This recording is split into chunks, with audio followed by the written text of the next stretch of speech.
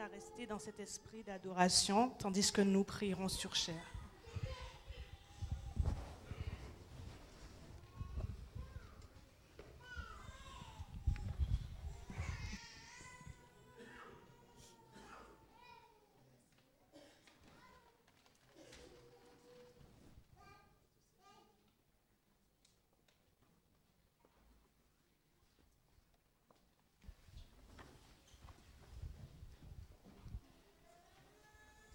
À Dieu la gloire, Christ la louange, au Saint-Esprit, force et puissance.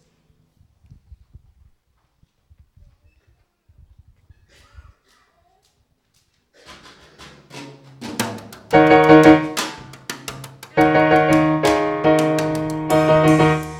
Dieu la gloire, Christ la louange, au Saint-Esprit, force et puissance.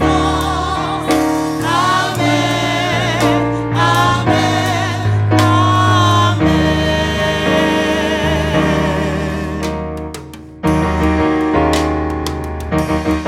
À Dieu la gloire, Christ la louange, au Saint-Esprit, force et puissance. Amen, amen, amen, amen, amen.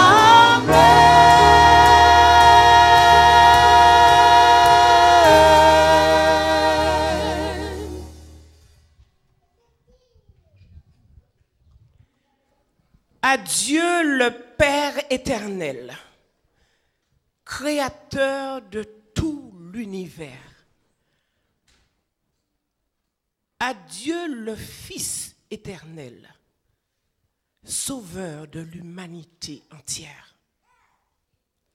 À l'Esprit éternel, divin consolateur envoyé par le Père et le Fils, soit la puissance, l'honneur et la gloire au siècle des siècles.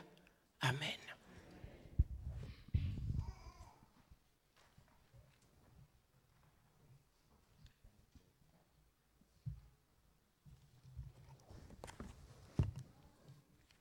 Bonjour. Chères sœurs, chers frères, chers internautes, chers amis visiteurs, tu aurais pu être ailleurs pour vaquer à tes occupations, mais tu as choisi de venir ici, dans la famille de Dieu. Sache que tu as fait le bon choix. L'équipe en chair et moi-même sommes heureux de ta présence parmi nous. Sens-toi à l'aise dans la maison de Dieu.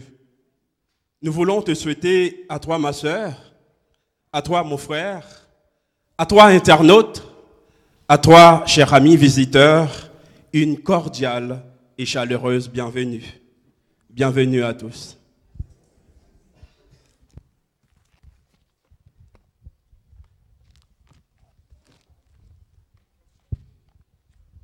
Ces dernières semaines, lorsque l'actualité nous parle, nous entendons des crimes horribles dans les foyers, des questions qui restent sans réponse dans les tribunaux, de la maison de l'horreur.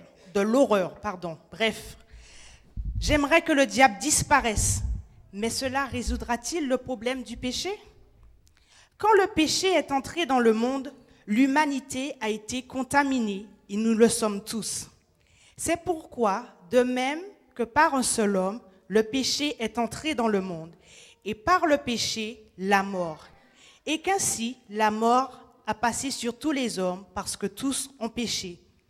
Notre chair a des désirs contraires à l'esprit, mais l'apôtre Paul nous invite à marcher par l'esprit et désire que nous ne pratiquons plus les désirs de la chair. Prenons le temps par ce chant à mourir à nous-mêmes, à résister au mal et à demeurer dans la grâce de Dieu. Je veux demeurer dans ta grâce.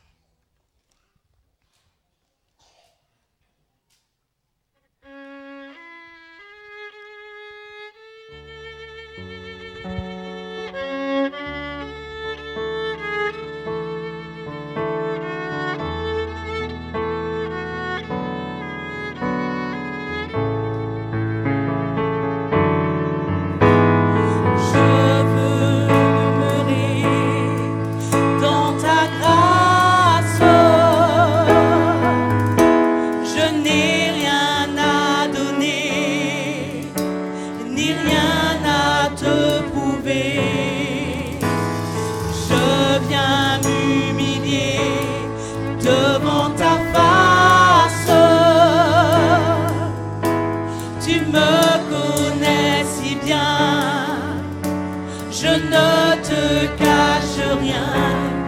Il n'y a que toi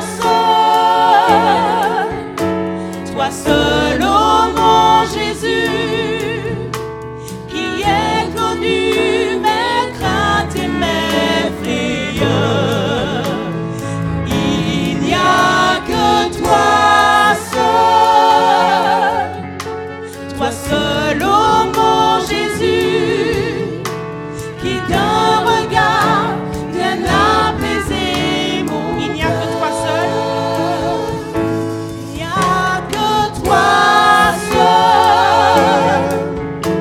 toi seul, ô mon Jésus, qui est connu mes craintes et mes frayeurs. Il n'y a que toi seul, ô mon Jésus, qui d'un regard vient apaiser mon cœur.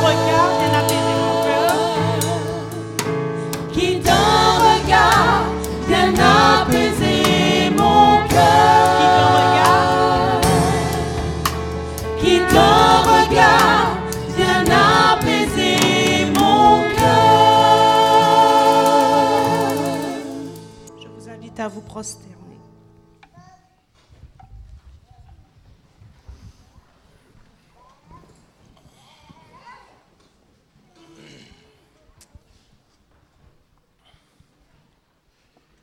Éternel, notre Dieu, nous te louons, nous t'exaltons.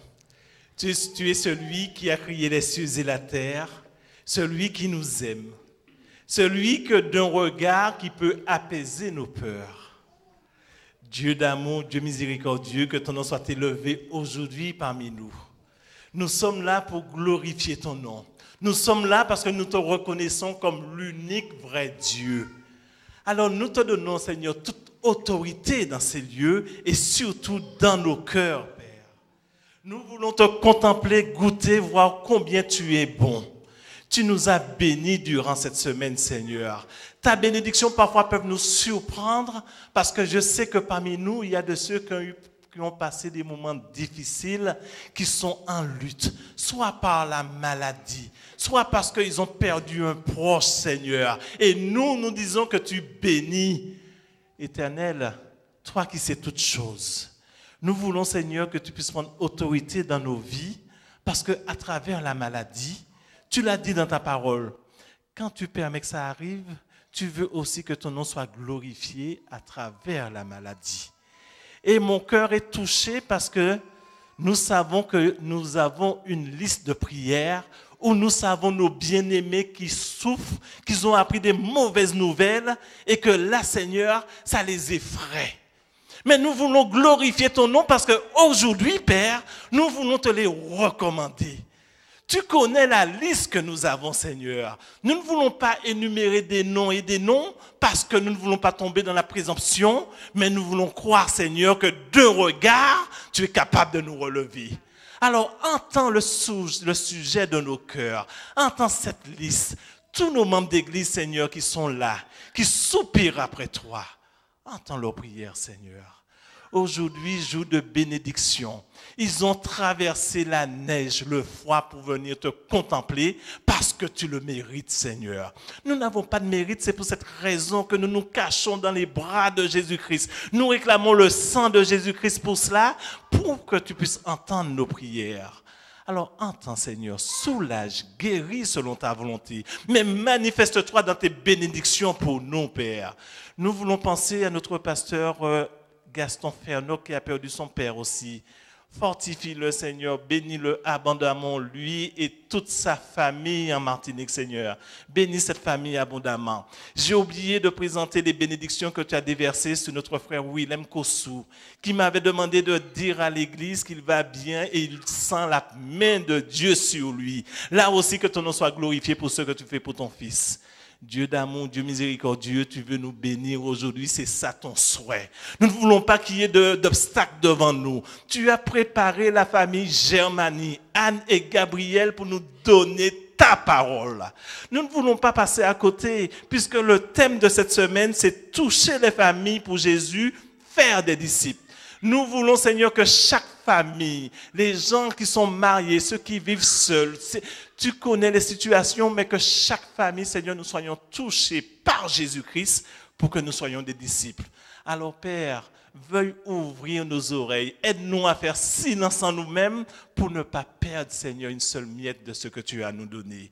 Je te prie, Seigneur, de bénir Anne abondamment.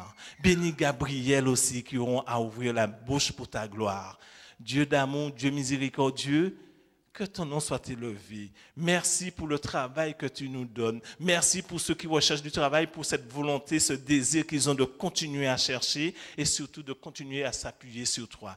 Bénis les dîmes et les offrandes que nous t'avons apportées, qui puissent servir, Seigneur, à te faire connaître, Éternel. Gloire à toi au plus haut des cieux. Que ton nom soit élevé parmi nous. C'est dans le doux nom de Jésus-Christ que nous t'avons prié pour ta gloire. Amen.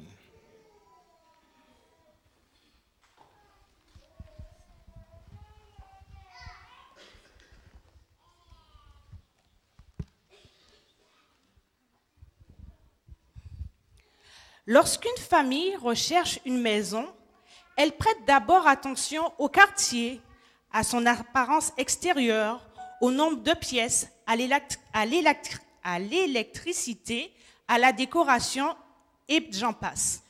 Elle pose rarement la question sur les fondations. Pourtant, la stabilité d'une maison en dépend.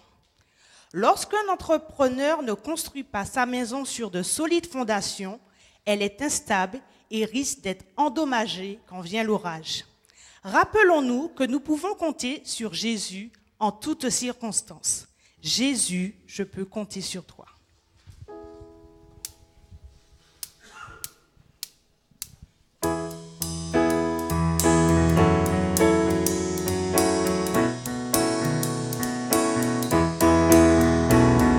Jésus, je peux compter sur toi. Jésus, je peux compter sur toi. Jésus, je peux compter sur toi.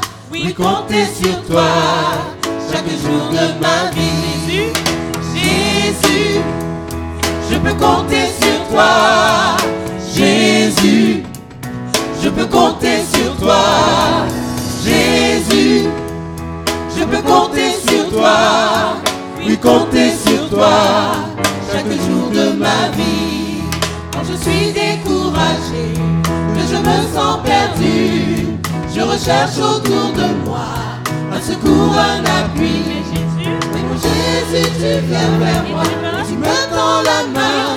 Oh Jésus, je peux compter sur toi. Alors, Jésus, je peux compter sur toi. Jésus, je peux compter sur toi. Jésus, je peux compter sur toi. Oui, compter sur toi chaque jour de ma vie. Oui, compter sur toi chaque jour de ma vie. Oui, compter sur toi chaque jour de ma vie.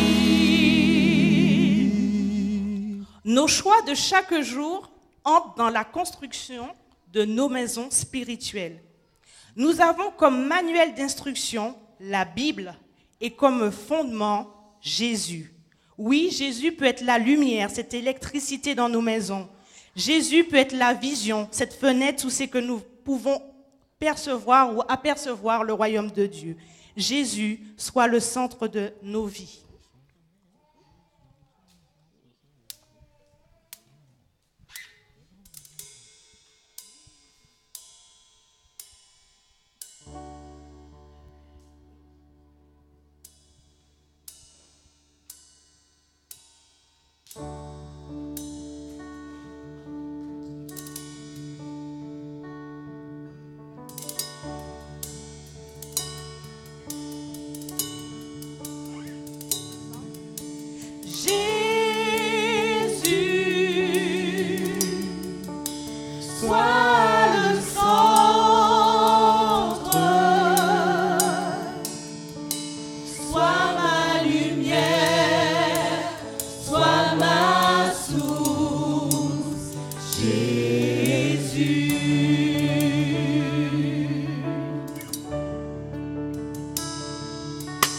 Jésus,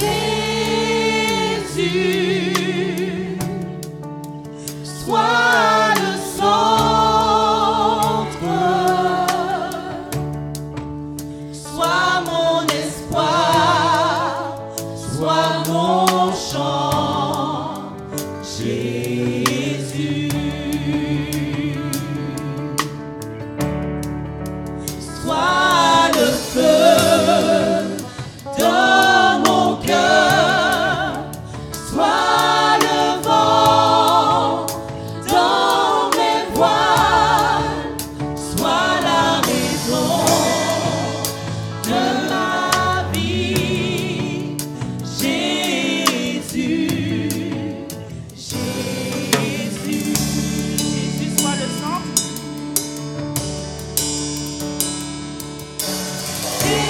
Jésus, sois le centre, sois ma lumière, sois ma source, Jésus.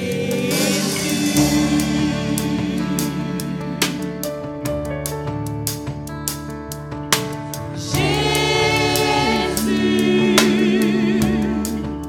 sois ma vision, sois mon chemin, sois mon guide, Jésus.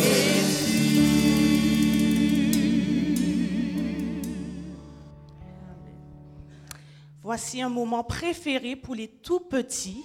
Je vous invite, les tout petits, à venir écouter une très très belle histoire qui se trouve dans notre manuel d'instruction.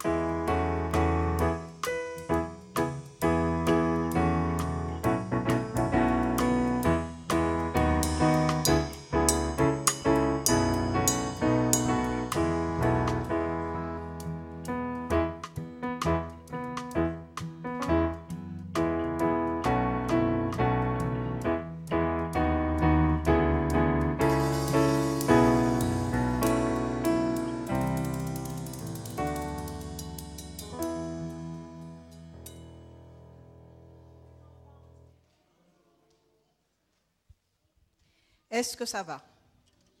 Qui a passé une bonne semaine? Qui a joué avec la neige? C'était super. Hein? On a fait des bonhommes. On a fait des... Qu'est-ce qu'on a fait encore? Ah, des batailles de neige. Ok. Des boules de neige. D'accord. Alors, ce matin, je vais vous raconter une histoire. L'histoire concerne deux maisons. Qui c'est qui aime avoir une belle maison? D'accord. Une maison qui soit solide.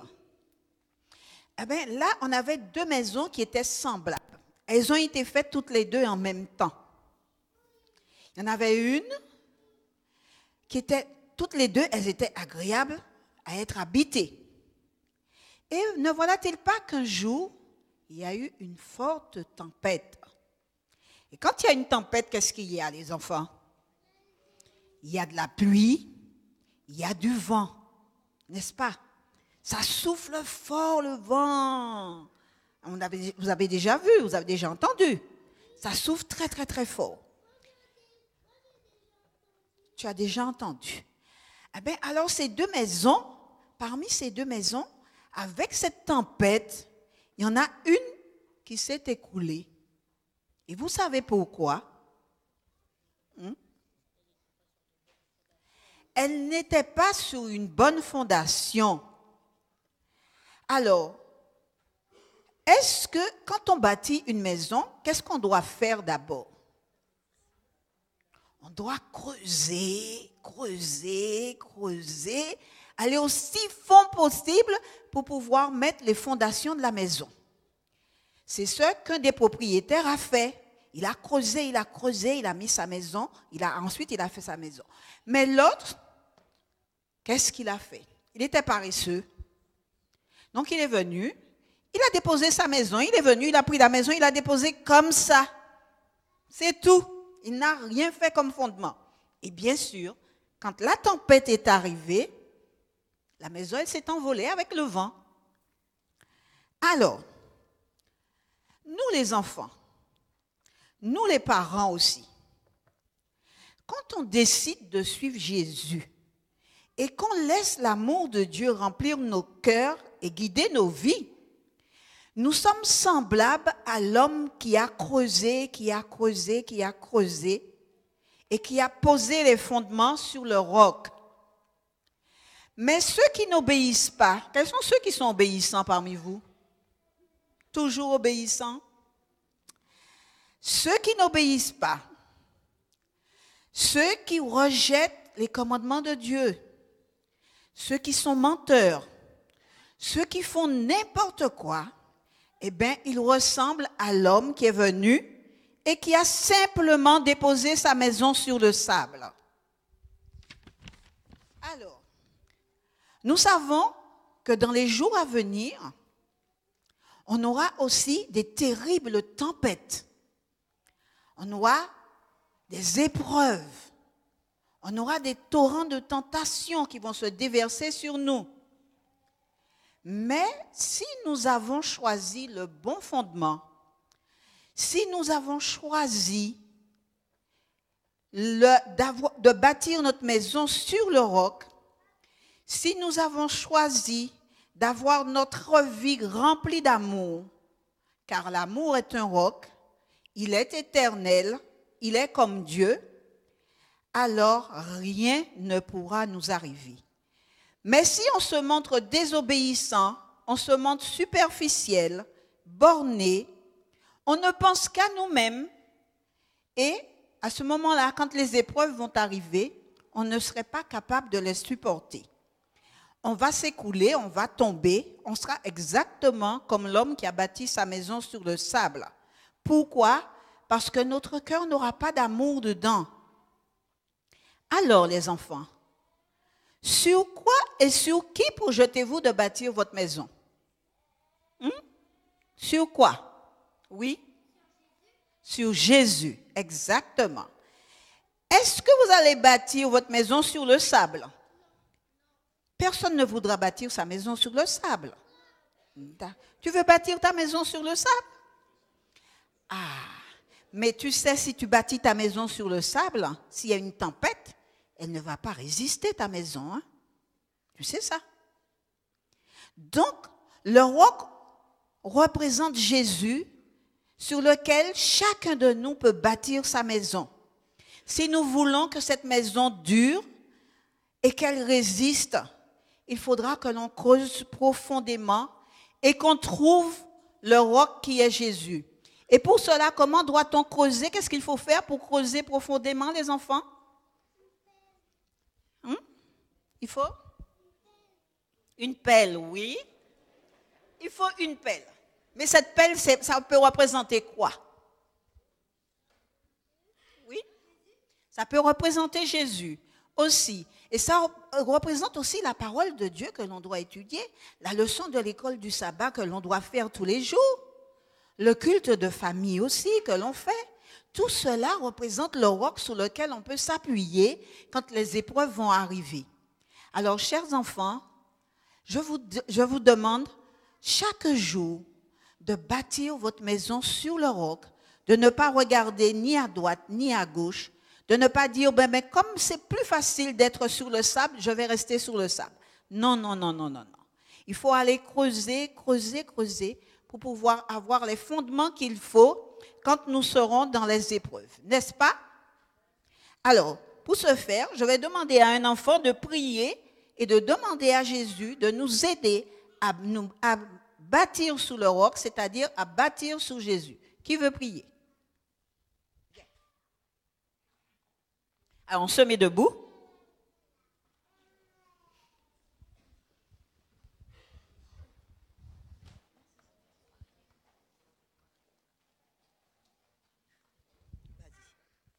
Merci Seigneur que notre Père nous a donné, mais pour ta gloire. Amen. Amen. Alors, vous pouvez vous retourner.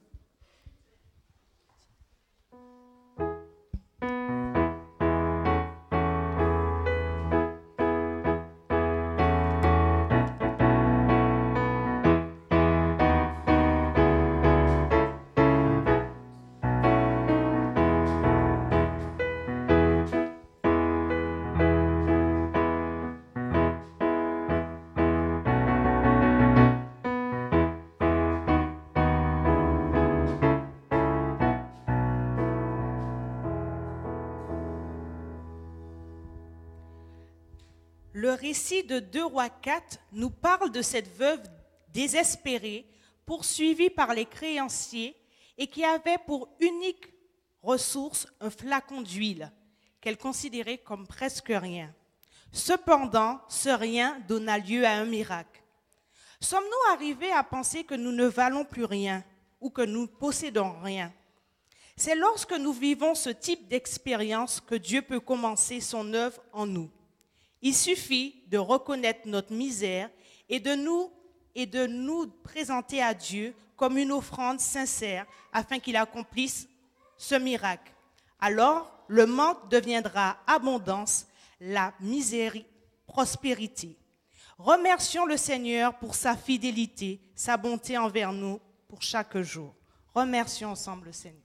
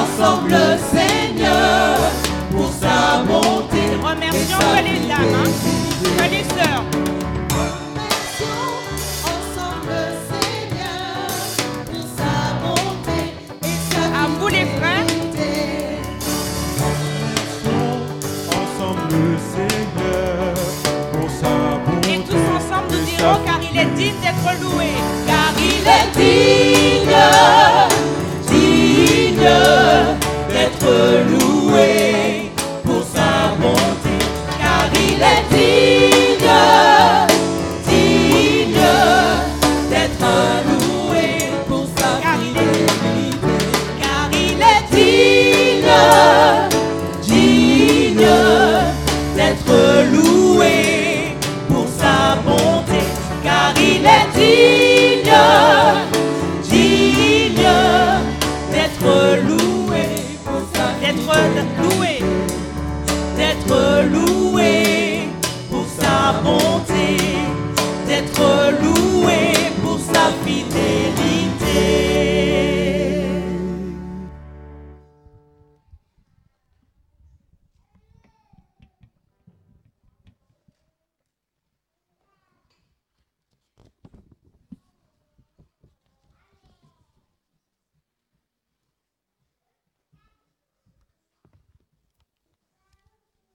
Bonjour à tous. Bonjour. Ouais, là, c'est bon. Je vous invite à vous mettre debout pour le texte de base qui se trouve dans Matthieu 7, versets 24 à 27. C'est pourquoi toute personne qui entend ces paroles que je dis et les met en pratique, je le comparerai à un homme prudent qui a construit sa maison sur le roc. La pluie est tombée, les torrents sont venus, les vents ont soufflé et se sont déchaînés contre cette maison. Elle ne s'est pas écroulée parce qu'elle était fondée sur le roc. Mais toute personne qui entend ces paroles que je dis et ne les met pas en pratique ressemblera à un fou qui a construit sa maison sur le sable. La pluie est tombée, les torrents sont venus, les vents ont soufflé et se sont abattus sur cette maison. Elle s'est écroulée et sa ruine a été grande. Amen.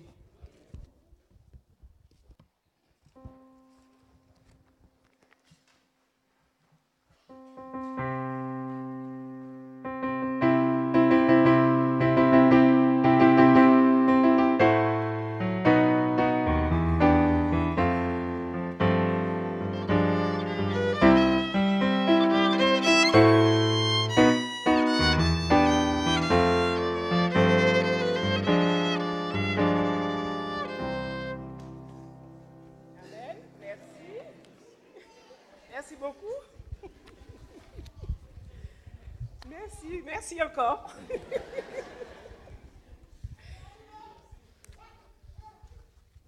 Ça me fait penser à des choses.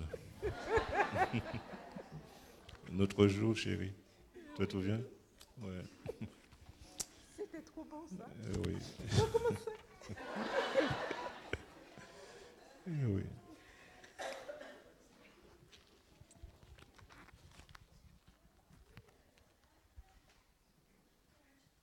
On y va? Tu voulais dire quelque chose?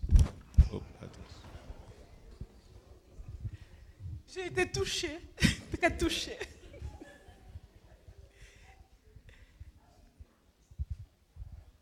Le texte que nous allons proposer ce matin. Mais avant de dire le texte, tu voulais dire quelque chose? Ah, je voulais vous dire que le frère Guy Coulis a fait une annonce tout à fait juste et que vous l'avez entendue. Par contre, je voudrais juste ajouter quelque chose. C'est que dimanche, lundi et mardi, nous allons prier pour toutes les familles de l'Église. Alors venez lundi, dimanche, demain, mardi et... Qu'est-ce que j'ai dit? Mais n'oubliez pas mercredi et vendredi. D'accord? Mais dimanche, lundi et mardi, nous allons prier. Parce que nous avons besoin de prière dans nos familles. Alors, faites tous vos efforts pour être présents ces 3 premiers jours-là. Ensuite, mercredi et vendredi.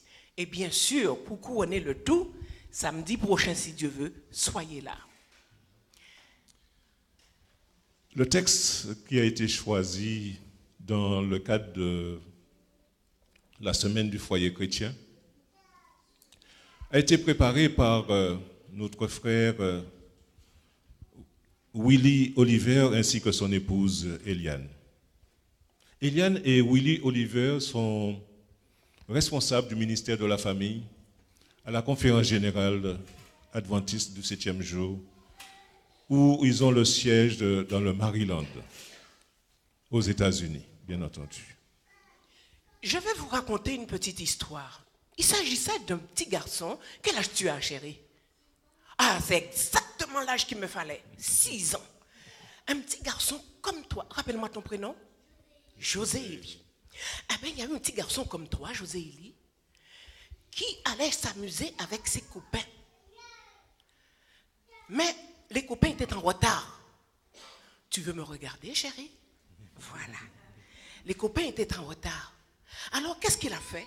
Il a commencé à marcher tout le long du chemin. Et puis, il sent qu'il a faim. J'ai faim. On dirait qu'il n'avait jamais mangé le matin. Alors, il se dit, je vais chercher dans ma poche pour voir si je trouve quelque chose pour manger. Mais il n'y a pas de pain, il n'y a pas de pomme, il n'y a rien dans sa poche. Alors il se dit, oh là là, qu'est-ce que je vais faire? Alors il a continué à marcher et tout le long de la route, il a regardé, il a vu un paquet caché dans les buissons. Alors il s'est baissé, il a pris le paquet. Et il a commencé à ouvrir et voit que c'est enveloppé avec un papier cellophane. Il pensait que c'était un sandwich, sûrement. Oui, tout à fait. Ah ouais? Alors, qu'est-ce qu'il a fait? Il a ouvert ça, il a dit, j'espère que les fourmis ne sont pas rentrées dedans. Et puis, il a ouvert le papier. Oups, ce n'est pas un sandwich, mais c'est de l'argent. Il y avait pour une valeur de... Il y avait beaucoup? Beaucoup d'argent, mon ami. Beaucoup d'argent qu'il y avait. Il y avait pour 8500 francs, soit une valeur de 1200 à 1300 euros. C'était une petite somme, n'est-ce pas? Ça fait une belle somme. Alors, ça me ferait du bien sur mon compte épargne. Mais non, ce n'était pas pour toi, c'était pour lui, chérie. Alors, qu'est-ce qu'il a fait? Il a pensé à quelque chose que sa maman lui avait dit. Sa maman lui a dit, écoute-moi, quand tu trouves quelque chose qui ne t'appartient pas, tu vas l'emmener au commissariat de police. Parce que la personne qui a perdu cette chose-là en aurait bien besoin. Alors, si c'était toi qui étais à la place de la personne, tu serais content de pouvoir récupérer tes sous, n'est-ce pas? Alors, il a réfléchi, il a dit, bon, eh bien, je vais obéir. Et je vais écouter ce que maman m'a dit. Alors, de ce pas, il est allé à la police. Et puis, il a porté son paquet qui avait 8500 francs dedans. Et quand il est arrivé, le policier lui dit, bonjour jeune homme, comment vas-tu? Qu'est-ce qui t'emmène? Il dit, monsieur, j'ai trouvé ça. Et puis, quand il a regardé, il a dit, mais ça, c'est beaucoup d'argent, c'est beaucoup d'argent. Alors il dit, écoute-moi une chose, tu vas me donner ton adresse, et quand, d'ici quelques mois, si personne ne réclame cet argent, voilà ce que je vais faire, je vais te le rendre. Alors, il est parti chez lui, bien sûr, il est rentré, mais il avait faim. Et puis sa maman, il a raconté l'histoire à sa maman. Et sa maman, maintenant, lui a dit, tiens, voilà une pomme et puis tu vas aller jouer avec tes copains. Oh, quelques jours avant Noël, mes amis, on entend frapper à la porte. Et la maman qui est en train de faire la cuisine, elle range ses cheveux, elle essuie sa main dans son tablier, et puis elle va ouvrir la porte. Elle a eu peur. Elle dit, non madame, n'ayez pas peur. Vous avez un petit garçon qui s'appelle Alain, n'est-ce pas? Oui. Et puis, ce petit garçon est venu vers moi, et puis il m'a emmené cette somme, et personne n'a réclamé cette somme. Il y avait déjà 3 mois que personne n'avait réclamé la somme. Alors, puisque personne n'a réclamé cette somme-là revient à Alain. Oh là là! Magnifique, ça. Mais si j'ai vu Hosanna changer le visage. Alors, je vous assure que ce petit garçon, il était dans tous ses états. Tout cela parce que sa maman lui a appris à être un petit garçon honnête. Il était honnête, il aurait pu prendre l'argent et dire dissimuler. Non, maman a appris quelque chose et c'est cette chose-là qui doit rester dans la tête. Alors, l'éducation, le titre de notre sujet, Gabi, tu peux me dire, s'il te plaît? C'est bâtir sa maison sur le roc ou sur le sable. Bâtir. Alors nous allons prier, vous voulez bien? Inclinons la tête. Éternel Dieu, que les mots de nos lèvres puissent porter du fruit en ce matin et que ton Saint-Esprit ouvre les cœurs de chacun et que nous soyons vraiment disposés à entendre ta voix, nous parler ta parole, Seigneur. Que ta paix et ta grâce reposent sur nous, au nom de Jésus. Amen. Amen. Je suis un petit peu chargée là. L'éducation d'Alain avait une base solide. On a parlé du roc ou du sable. Bâtir sa maison sur le roc ou sur le sable. L'éducation d'Alain avait une base solide. Sa maman lui a appris à être comment? Honnête. Ça, il va sans nul doute que chacun d'entre nous, nous avons eu une éducation. Qu'est-ce qu'on vous a appris? Qu'est-ce qu'on vous a appris à être comment? Poli, obéissant, sage, quoi encore? Comment? Laborieux. Laborieux. Travail. Et puis respectueux. Être sincère. Ça, on vous a appris ça. Exemplaire. On vous a appris ça. Alors, redisons le texte de Matthieu. Matthieu chapitre 7, versets 24 à 27. Ainsi, quiconque entend de moi ces paroles et les met en pratique sera comme un homme avisé qui a construit sa maison sur le roc. La pluie est tombée, les torrents sont venus, les vents ont soufflé et ils se sont précipités sur cette maison. Elle est tombée, elle n'est pas tombée car elle était fondée sur le roc. Mais quiconque entend de moi ces paroles et ne les met pas en pratique sera comme un fou qui a construit sa maison sur le sable.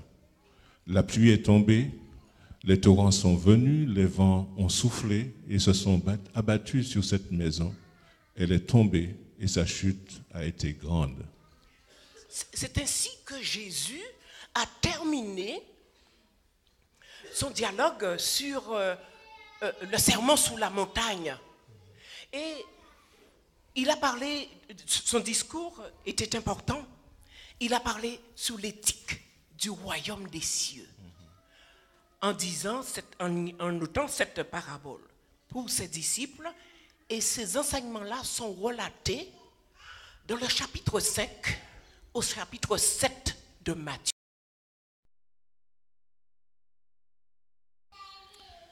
Effectivement, Jésus va annoncer dans ce texte le bonheur pour la foule et pour ses disciples. Et il prend des toutes petites prédications, comme vous êtes le sel de la terre. Vous êtes la lumière du monde. Il invite à observer sa loi et à aimer ses ennemis. À garder et à pratiquer la justice. À savoir prier. À se pardonner. À chercher premièrement le royaume et la justice de Dieu. À ne pas s'inquiéter du lendemain. À ne pas juger. À demander pour recevoir. À avoir de l'entraide. Ce sont des petites prédications, mais ce sont des informations que Dieu nous donne. Des informations qui sont importantes. Et qui ont une base solide. Écoutez bien. Vous avez entendu que Jésus a dit, vous êtes le sel de la terre. Si j'entends que Jésus me dit à moi que je suis le sel de la terre et que je n'ai pas de goût, à quoi ça sert d'entendre que Jésus me le dise et que je ne mets pas en pratique ce que Jésus me demande?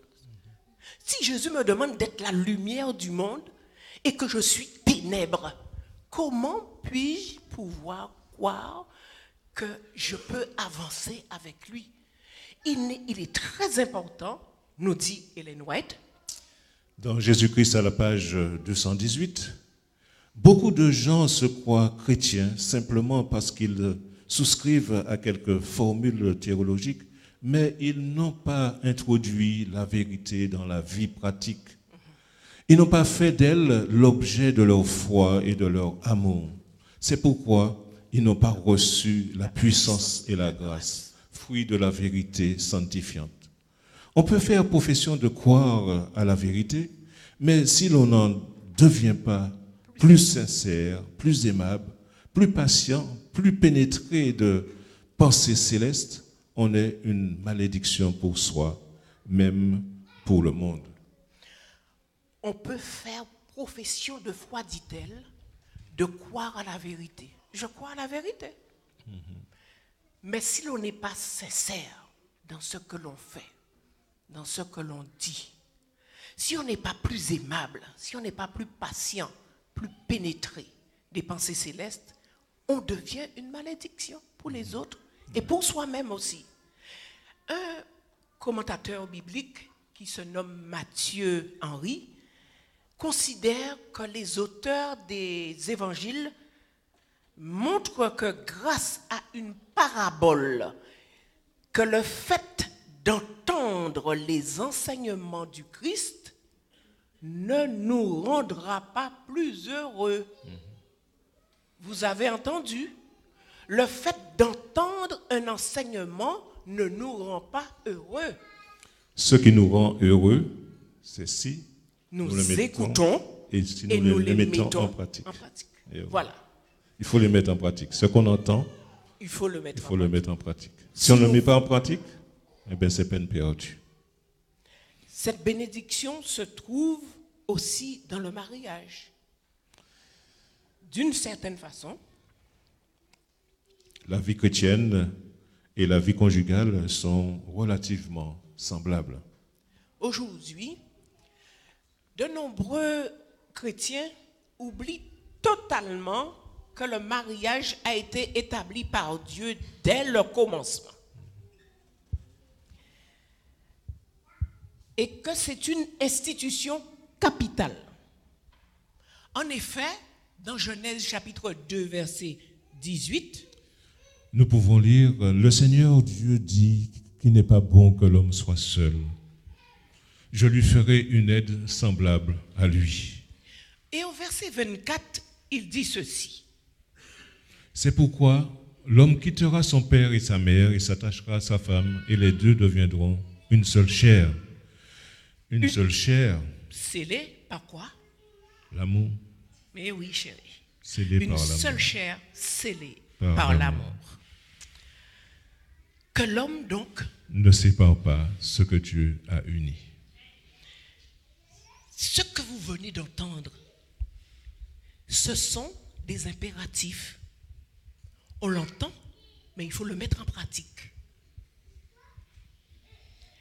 Bien souvent, vous entendez des gens vous dire qu'ils vous aiment. Mais dans leur agissement, cela montre tout à fait le contraire. J'ai vu une sœur en train de faire ça, c'est vrai ce que je dis là. Les gens vous disent qu'ils vous aiment, mais ils sont faux. Nous, en tant que chrétiens, nous devrions agir autrement. Je disais que ces passages bibliques sont des impératifs indiscutables et montrent notamment que le mari et la femme ne forment plus qu'une entité unique et non plurielle.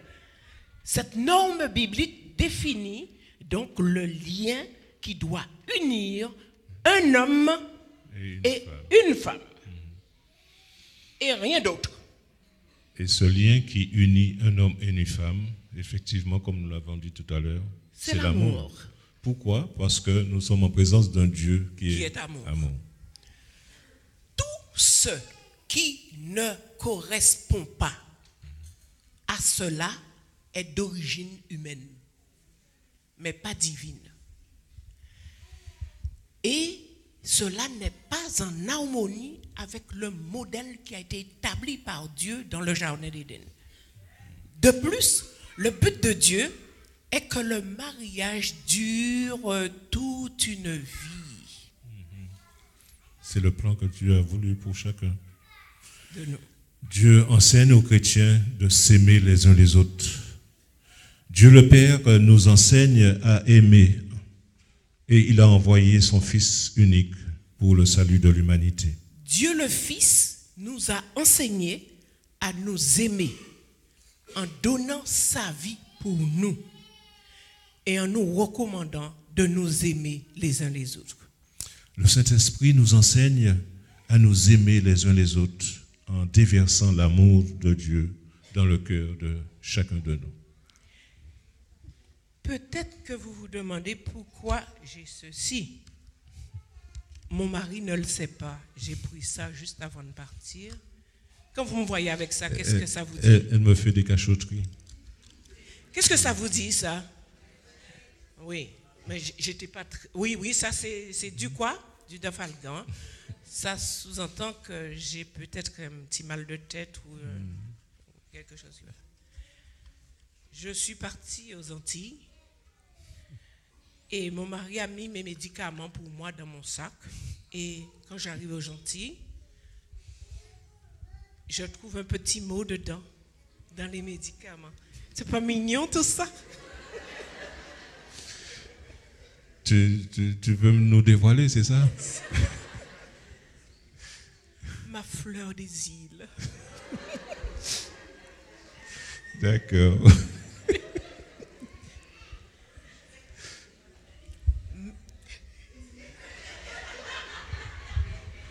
chaud.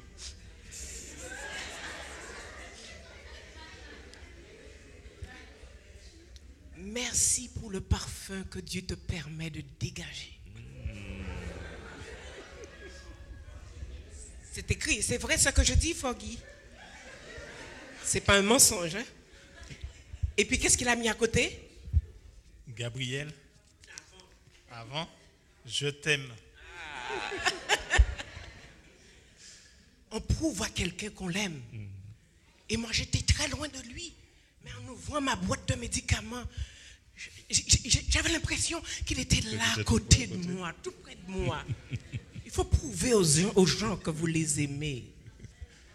Prouvez aux gens. Ne dites pas ça dans votre bouche. Ne dites pas ça comme ça. Il y a une personne, vous voyez, je suis un petit peu embarrassée. Mais merci chérie. Mais tu me redonnes ma boîte de Dafalgan. Hein?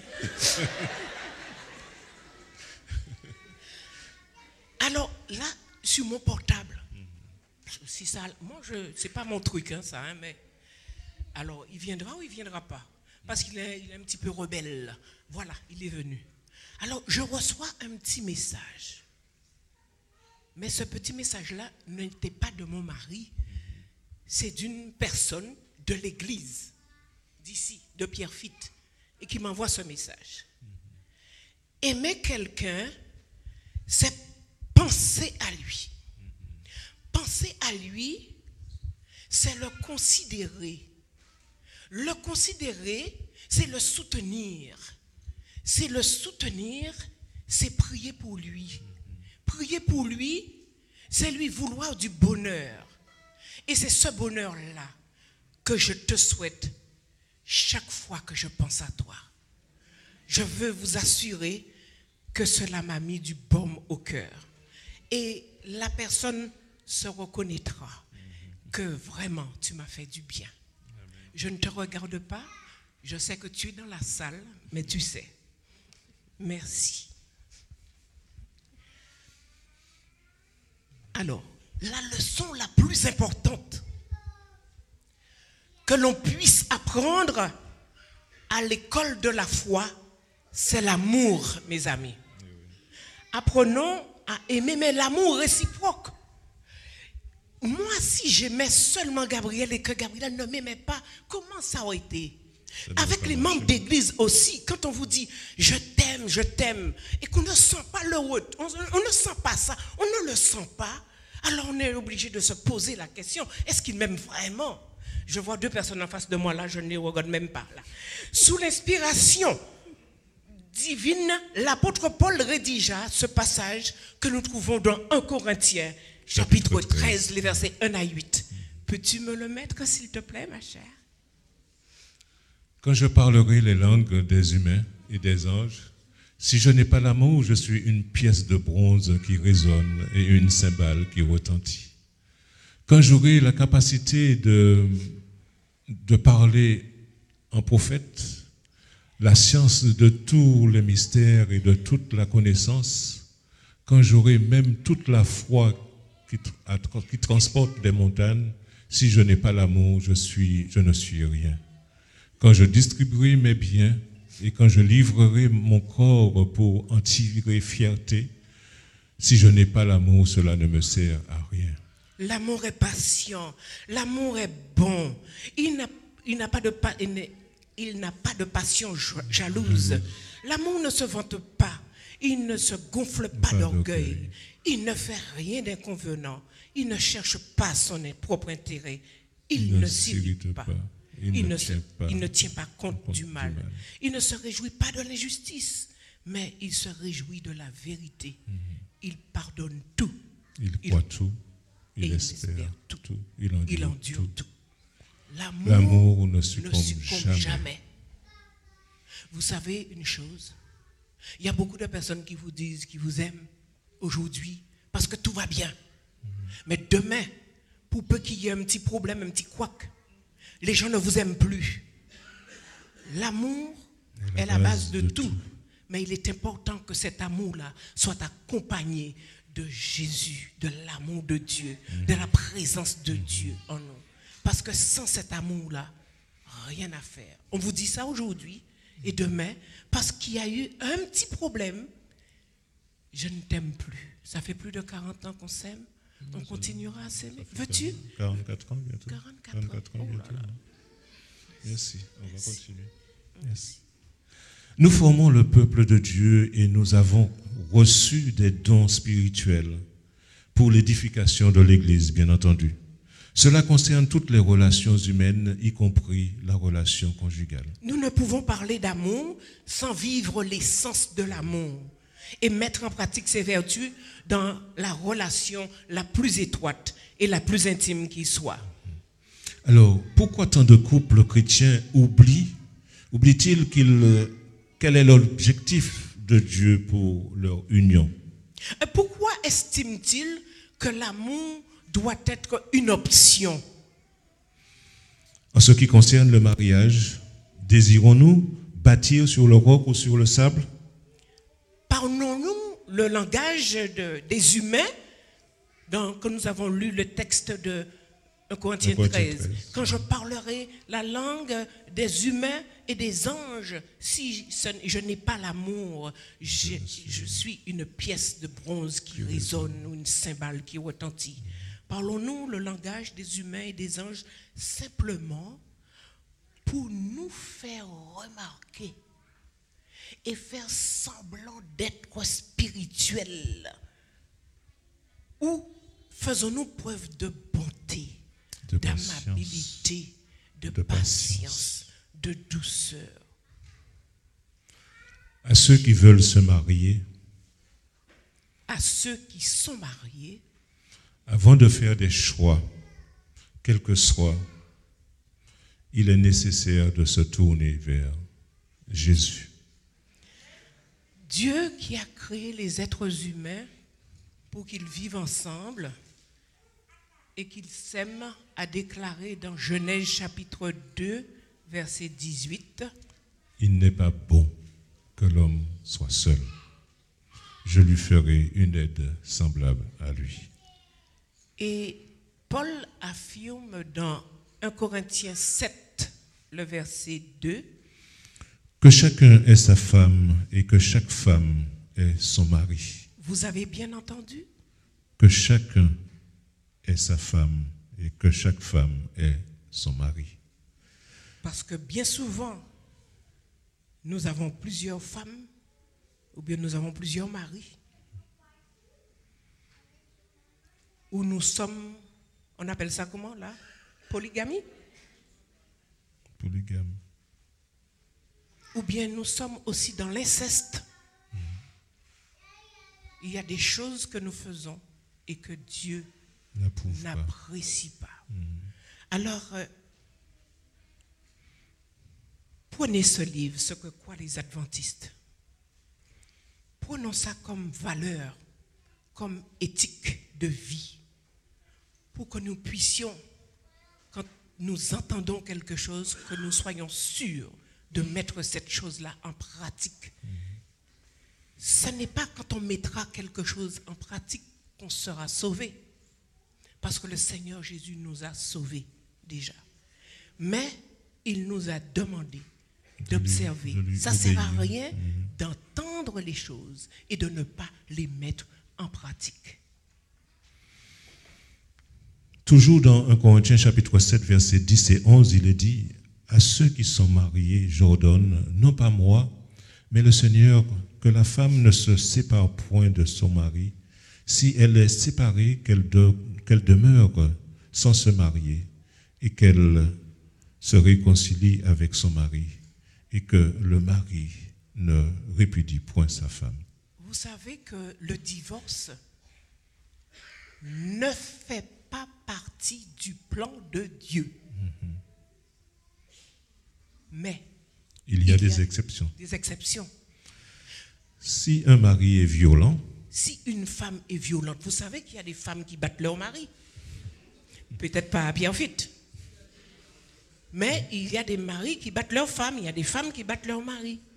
Et si un homme bat sa femme ou la femme bat son mari, je ne vous conseillerais pas de rester avec, même si on parle de divorce. Si dans le foyer, vous connaissez qu'il y a de l'inceste, C'est un père qui couche avec sa fille. Ou une mère qui couche avec son fils. Ça, il faut défendre cela. Toutes ces choses-là ne sont pas dans le plan de Dieu. Ce n'est pas dans le plan de Dieu. En lisant ce que nous dit la Bible, nous devons nous demander si nous bâtissons effectivement sur le roc ou sur le sable. Si nous ne faisons que parler sans agir, nous nous leurrons et nous passons à côté de la puissance que Dieu veut nous accorder et des bénédictions qu'il nous accorde. Nous avons tendance à oublier que les plans de Dieu sont parfaits et qu'ils ont été établis pour notre bien-être, pour notre bonheur. Ainsi, nous devons aller à lui, apprendre de lui et recevoir ses puissances afin de mettre en œuvre ses plans pour notre vie et de nous permettre de bâtir notre relation conjugale sur le roc. Je voulais vous dire que pour vivre un mariage heureux, il est important aussi de communiquer, de parler entre nous. J'aurais aimé vous raconter une petite expérience, mais le temps qui nous est imparti est trop court. Il n'y a aucun mariage parfait. Parfois, je pense une chose, mon époux pense une chose, mais sur la même chose. Vous avez compris ce que j'ai dit? Moi, je pense que c'est jaune, lui, il pense que c'est noir. Il n'a pas tort, j'ai pas tort, parce qu'il y a dedans du jaune et du noir. Voyez-vous?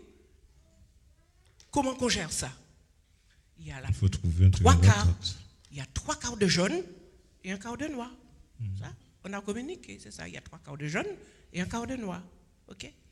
Ce qu'il y a dans sa tête à lui, c'est pas ce qu'il y a dans ma tête. C'est pourquoi il faut parler, il faut communiquer. A une façon de voir et de comprendre les choses. Bien, l'expérience, je vais la raconter en un autre moment. D'accord. Alors, je disais que bâtir sur le roc signifie construire notre relation conjugale à partir des solides enseignements de Jésus-Christ plutôt que sur le sable et des opinions et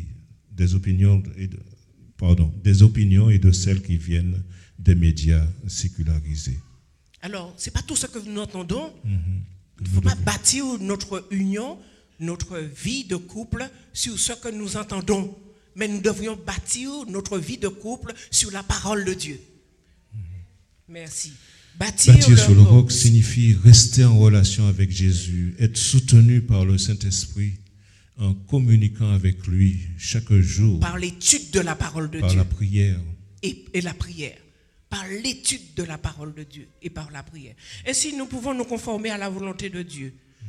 Dans le Psaume 29, verset 11, il est dit quelque chose. Psaume 29, verset 11. Le Seigneur donnera de la puissance à son peuple. Le Seigneur bénira son peuple par la paix. Par la paix. Frères et sœurs, amis, visiteurs, internautes, revêtons-nous de toutes les armes de Dieu afin de pouvoir tenir bon devant les manœuvres du diable. Pourquoi? Parce que le diable n'aime pas les personnes que nous sommes. Le diable n'aime pas les familles. Le diable n'aime pas les couples. Et le diable essaye par tous les moyens de déstabiliser tous les foyers. Toutes les familles sont déstabilisées maintenant. Nous croyons que tout va bien, mais tout ne va pas bien, mes amis. Par tous les moyens, le diable cherche à nous déstabiliser. C'est pour cela que nous devrions revêtir toutes les armes de Dieu. Prenez le temps de lire Éphésiens chapitre 6, s'il vous plaît. Lisez-le. Approfondissez ce texte-là. Éphésiens chapitre 6. L'apôtre Paul dit dans Philippiens chapitre 4, verset 13, « Je puis tout par celui qui me fortifie. » Et j'aime bien cette version. « Je peux tout en celui qui me rend puissant. » Alors, si je peux tout en celui... Tu peux le laisser, s'il te plaît. Si je puis tout en celui qui me rend puissant. Je peux pardonner. Si je puis tout par celui qui me rend puissant, je peux tolérer. si je puis tout par celui qui me rend puissant, Je peux aussi écouter. écoutez, si je puis tout par celui qui me rend puissant, Je peux aimer. si je puis tout par celui qui me rend puissant, je Je peux peux ne pas divorcer. Donc, aimons-nous par celui qui nous fortifie. Un chrétien bien Bien assis, assis dans la foi et à l'honneur, l'honnêteté, l'intégrité et le sens des valeurs. Je Reprends ça. répète, nous répétons, Un chrétien bien assis dans la foi, à l'honneur, l'honnêteté, l'intégrité, le sens des valeurs morales, et ce qui est un fondement solide pour le mariage. Sinon, il est branlant et voué à l'échec. Si l'on est intègre aux principes bibliques,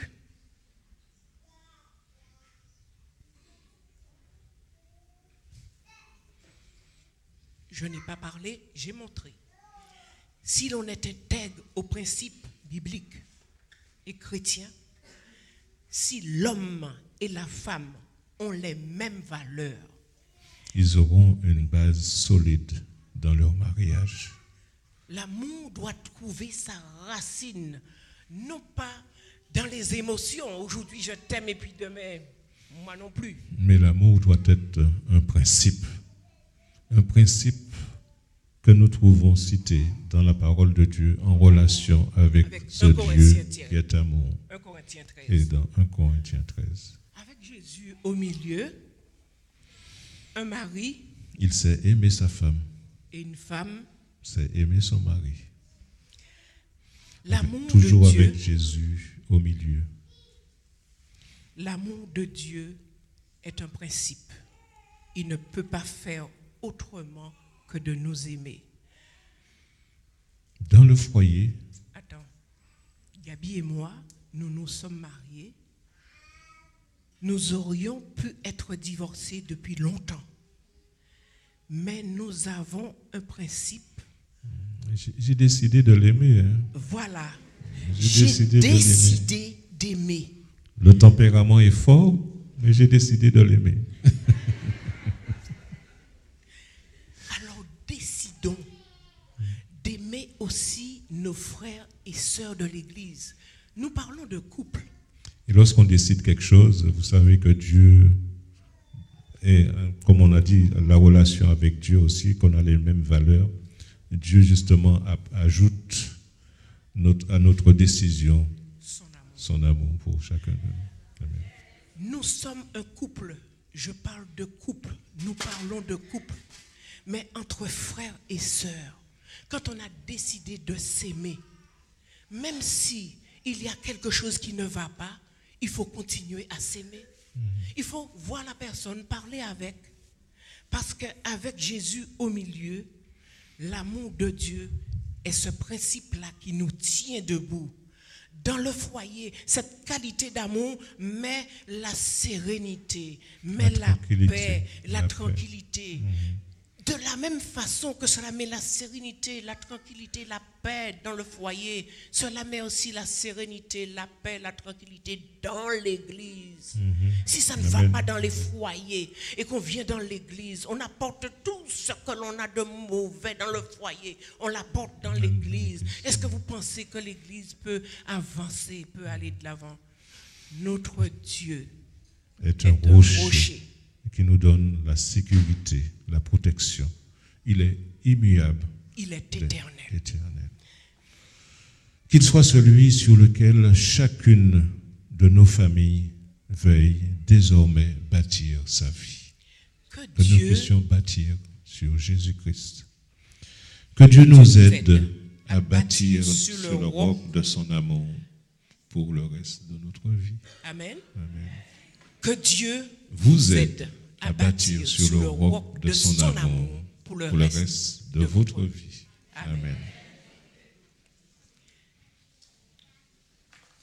Maintenant, nous écouterons dans le silence une pause musicale.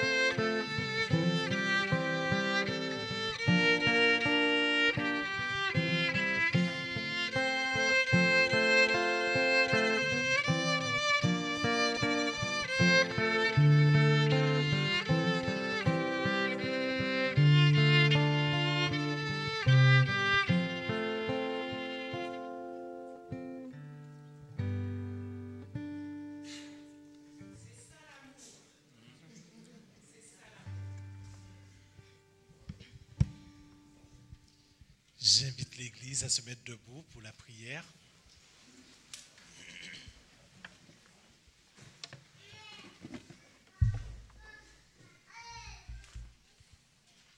Éternel, notre Dieu, nous te louerons. Nous te disons merci puisque tu es le Père de l'amour. Et merci pour cet amour que tu mets en nous. Nous avons entendu, Seigneur, ces paroles. Et nous voulons, Seigneur, accepter que tu puisses nous mettre sur ce rocher que tu es, afin que ton amour puisse rayonner en nous. Donne-nous de nous aimer mutuellement, pas seulement en parole, mais en vérité, en action. Père, nous glorifions ton nom. Merci pour l'amour de Nathan, de Clara et de Guima. Nathan qui a voulu jouer, mais tu connais toutes choses. Merci de le bénir abondamment, ainsi que sa maman, que ça nous fait plaisir de voir. Éternel, nous te louons, nous t'exaltons. Nous remettons toutes choses entre tes mains. C'est dans le doux nom de Jésus-Christ que nous t'avons prié pour ta gloire. Amen.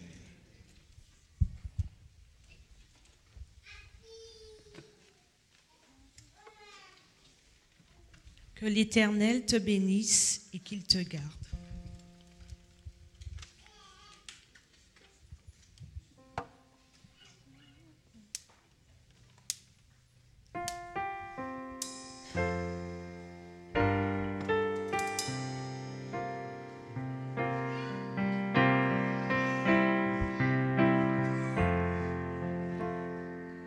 Que l'Éternel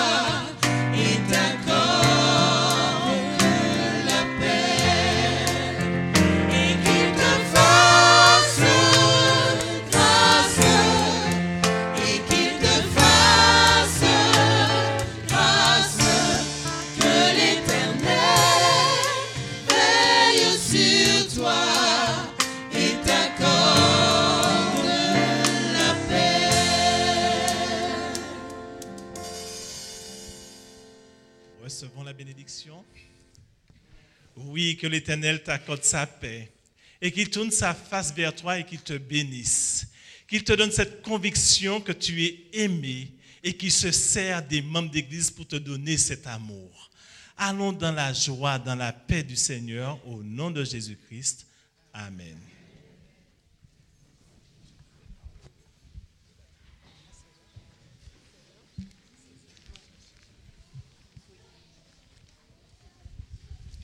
Dieu doit être la pierre angulaire de nos vies.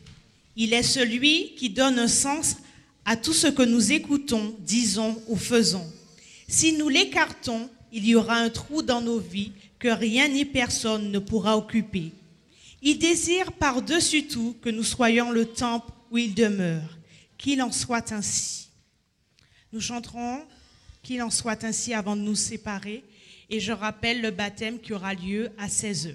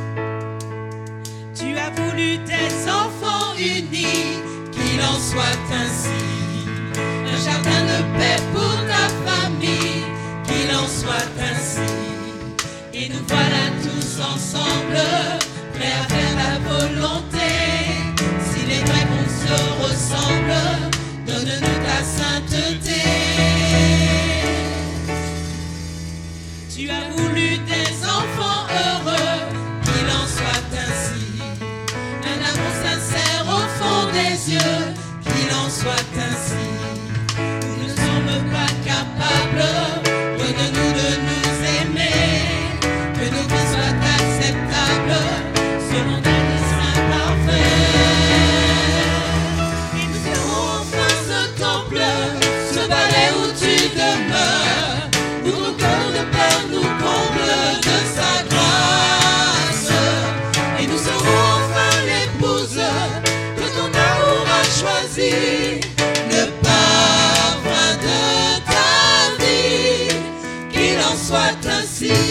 vie.